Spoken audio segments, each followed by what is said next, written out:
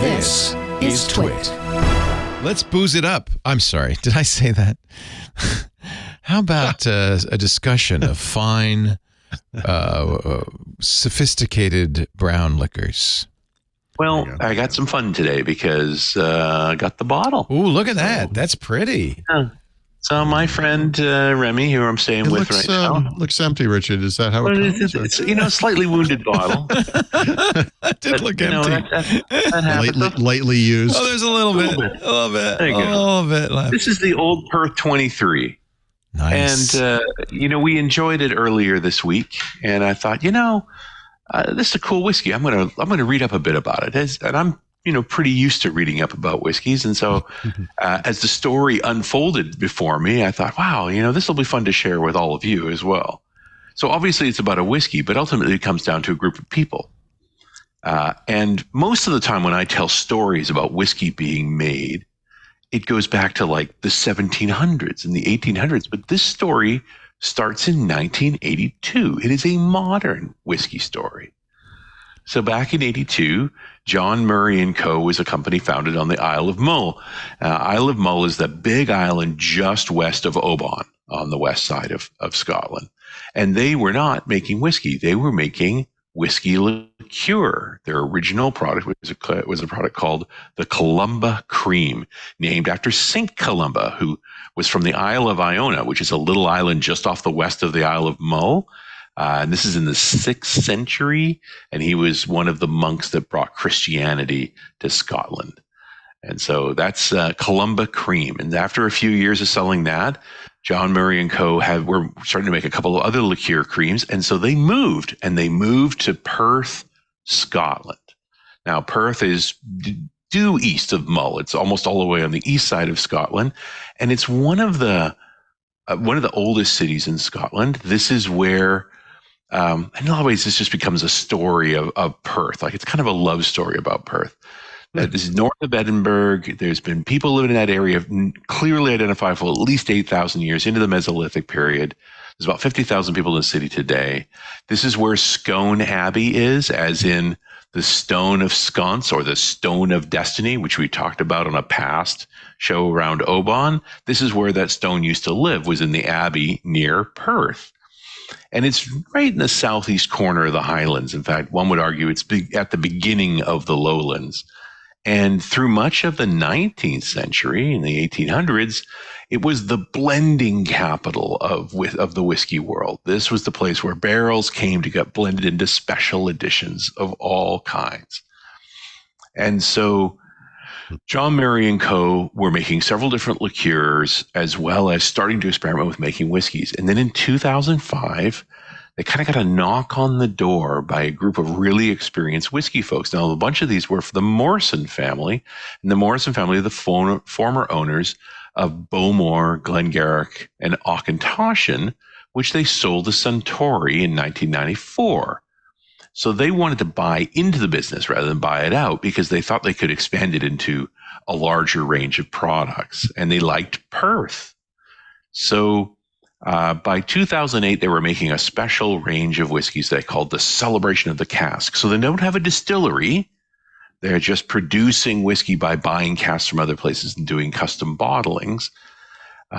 And they actually bought the Old Perth brand, and that's what's on this particular bottle. Is they bought this in 2013 from White & Mackay, another old school long-term whiskey maker, and they relaunched it as a blend. And this is a 23s. That means the youngest thing that was blended into this bottle is 23 years old.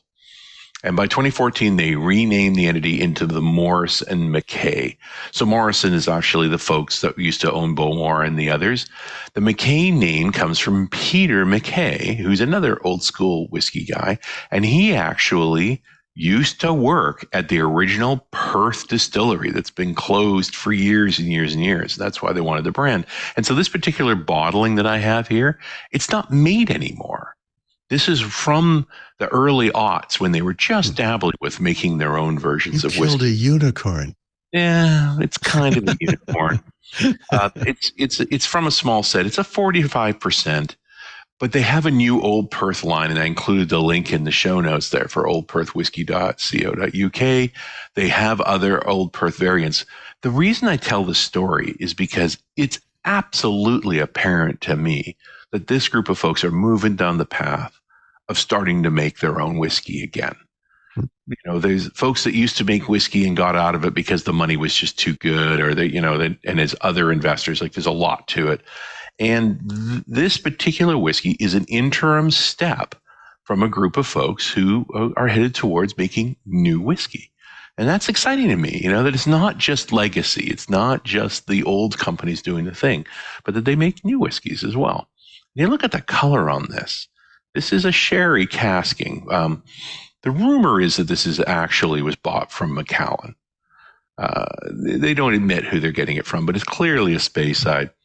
Maybe a little hint of peat, the tiniest amount, but it's a pretty sweet, sort of rich smelling whiskey. He's so drinking no it. upfront. I'm like, what happened? He's Of course I drinking am. Why do I hear lip smacking? What's happening? Yeah. So no upfront burn at all. Just sort of fills the mouth with caramel, and then it goes down, and it just sort of heats up on the way I down. want this now. You describe it so beautifully. Hello. I think next time you have this live at a show, you have to make sure we also have it. Yeah, I have to deliver 3 bottles. I don't know out the of it, you know. logistics. I remember my friend Paul when I poured him his first Avalora Bunda, and he sort of sank back in the chair. yes. Like, oh, this is my jam. Yes. So, And then and Leo, like Gollum, started to pull it toward him like he was going to steal it. My precious. Yeah. If you can find one, and they're very difficult to find now, coming in around $200 US. When originally bottled and sold, it was less than $100. But it's been a few years. I would say how much I enjoy this one. I would take any one of the new edition Old Perths out for a spin. You know, there's no reason to be too snobby about single malts. You know what I like in whiskey? Tastes good. This stuff tastes good. I've always loved sherry casked whiskey. So, yeah. These My look favorite really good, is a sherry cask, Nomad. It's fantastic. Just regular drinker. Can't go wrong. So, I mean, there's a bunch of different lineages now coming from this group of folks. You can call them bottlers, but I think they're headed towards being distillers again, and I'm excited to see them do it. So right now they're buying the beginnings from a Macallan or someone like that, and then putting them in. Buying casks from other distilleries, and they're assembling their own additions, essentially. But we've talked before. I mean, the aging in the cask is really what gives a whiskey its character. What it's all about. And you can always debate, like, did they age it at the original Rick room or the Rick houses of that distillery, or did they take them to their own place and they've been storing them there and then they put them together? Right. This is all relatively recent. So, I mean, for this to be a 23-year-old, it wasn't, they didn't buy it raw. They had it had already been at whatever distillery it was bought. Because they haven't been around that long. Yeah. Haven't been around that long. Yeah. But you see the mechanisms taking place to slowly assemble a team to start making new whiskey. And heck, they may even be doing it. But considering they're not going to want to talk about it for at a minimum 3 years to be able to make anything. But really, it's 8 years. So if I started today and I got a bunch of mash and I whatever else. Did your thing. And I did my thing. You'd say it's probably at least 3 and more likely 7 years before you'd get a bottle of something. Yeah. The Scottish whiskey rule say it has to be at least 3 years old to even be called whiskey. Right. And you're probably not going to be that happy with that product. So you distill it. I mean, I distill it in a day. I mean, it doesn't take long to make it. It's the aging. It's the thing, right? Yeah. 3 days to ferment, a full day to distill. Okay. You know, you're going to spend a week getting it to a point where you can put it in a barrel. Right. And then now, if you're doing this for personal consumption, and I do not recommend this because this entire practice is highly flammable and people have blown themselves up and not survived the process. Okay.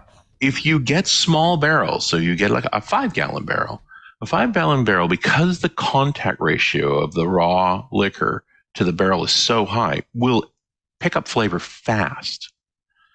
So, you know, there's a case for you can make whiskey fairly quickly that way. Is it going to be good whiskey? That's an excellent question. When you talk about buying a used sherry cask, which is 500 gallons, is a massive, expensive barrel I have to buy from Spain. your contact ratios are a lot lower. And so now you're talking about 8 and 10, 12 years to get the kinds of flavors out of it that you're looking for. Wow. And you only laid up one. If something goes wrong with that barrel, if it sours, if it cracks, so you really should buy a dozen. I know you're looking for a hobby. Do you shake it up every once in a while, stir it up? When it's the small ones, they recommend that. They give it a little term. But when it's the big ones, they're a bit tricky to pick up. Yeah. Right. Well, we were at the, by the way, this was a wonderful tour when we were in Cadiz, Spain. We went to a sherry producer, and it was just wonderful to go to the barrel house. And I think they do turn them, but they have a whole, there's row upon row of giant barrels. It's really very cool. And he said they put the older ones are on top, so it's easier to get to the younger ones. Right. So, and the week of the show of October 18th, I will be in Porto. Oh, nice. Where Report is from. So I'll see if I can arrange that. One thing I've learned about going to Porto is that 20-year-old ports are very cheap there. So I usually load up the bag with those. But, that's a decent age. That's old enough. Nothing wrong with a 20. Nothing wrong with a 20. Yeah. Very, very nice. Anyway, that's a story I discovered this week. Just having a few drinks of the old Perth 23 and finding out where it really came from. Yeah, I think it's fast. That's part of the fun of it, isn't it? It's not just 100% it's true of wine too. It's about the story of it. Yeah. And then now these days I get a chance to share that story. So. Yeah, that's right. Very nice. Well, thank you as always, Richard, for your stories of the good old days. I think I have a picture of some sherry barrels here. Let me see if I can. I was looking for them. They're big. They're big. This was a wonderful producer in Spain, and we got to taste it, and it was incredible. Yeah, here's one of the barrel rooms, and you can see, they're just La Gitana, beautiful stuff. Oh, that's the Manzanilla, the earliest stages of it, and then it gets older and older as time goes by. And darker and darker, just like whiskey. One barrel kind of place, huh? No, my goodness. It was. I guess they're a big producer. I don't know, but it was. By the time we got to the old stuff. Delicious, and I can imagine using that barrel. Then after you take the sherry out of it for a whiskey, you'd have something.